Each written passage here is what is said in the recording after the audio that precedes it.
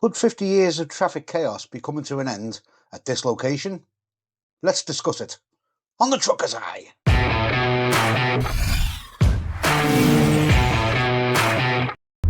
So finally, the £200 million Mottram bypass at the end of the M67 has been given a green light. Hopefully it'll also see an end to traffic chaos and selfish like this fella in the BMW. I do have to give kudos to the guy in the Black Ranger, who seems to have a lot more patience than most drivers would have, including myself, by the way. So surely this is the time to celebrate for people using Woodhead and the Snake Pass between Manchester and Sheffield and vice versa. Surely it's time to dance. Don't do the dance. Well, not for the residents of Hollingworth or Tintwistle it isn't. Both of these communities have been asking for a bypass for the last 50 years also. One of the houses has a very famous sign on the side of it. It used to mention Dick Turpin, but now it says this.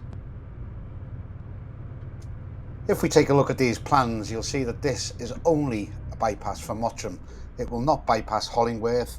Yes, there will be a bigger junction between the A628, A57 and a better junction at the end of the M67, but is this not just going to kick the can of the problem to Hollingworth? The traffic already backs up at Hollingworth and even further back than that at Tintwistle. So what about these two communities? After all, they've both been asking for a bypass for the last 50 years too. Well, it probably all comes down to money, and I suppose this is a start. But where does it go after this? Is there any future plans in place? I doubt it. It's just a shame that the end of this route is blighted by such traffic problems. It's one of the most scenic routes in England, whether it's sunny, raining as it is now, or whether it's snowing.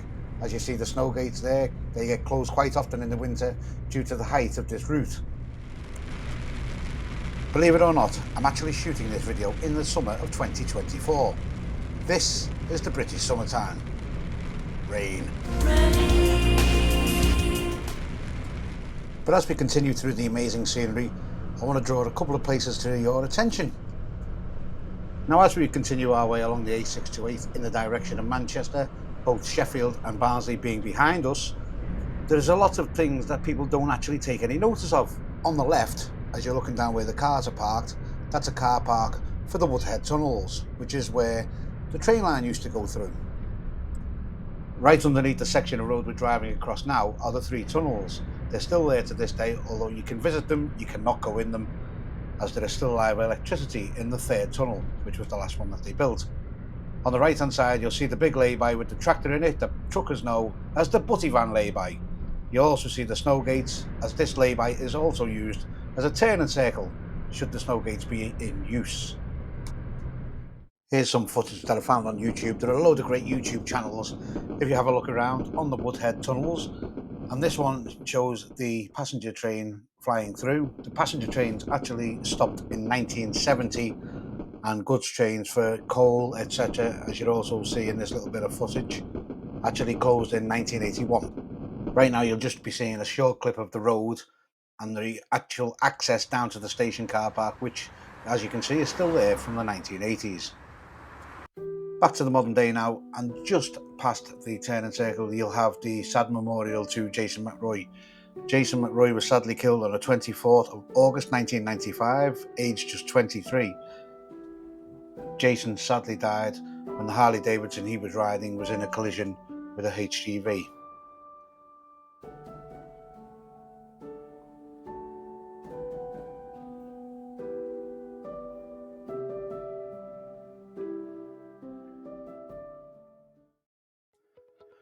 So let me sum up why I decided to make this video. Whilst it's absolutely brilliant that Mottram is finally being bypassed, you do have to feel sorry for the folks who live in Hollingworth and Tintwistle, who have to put up with this daily traffic every single day of the week, not just on a Monday to Friday. I was filming this on a Saturday, and look at the state of it.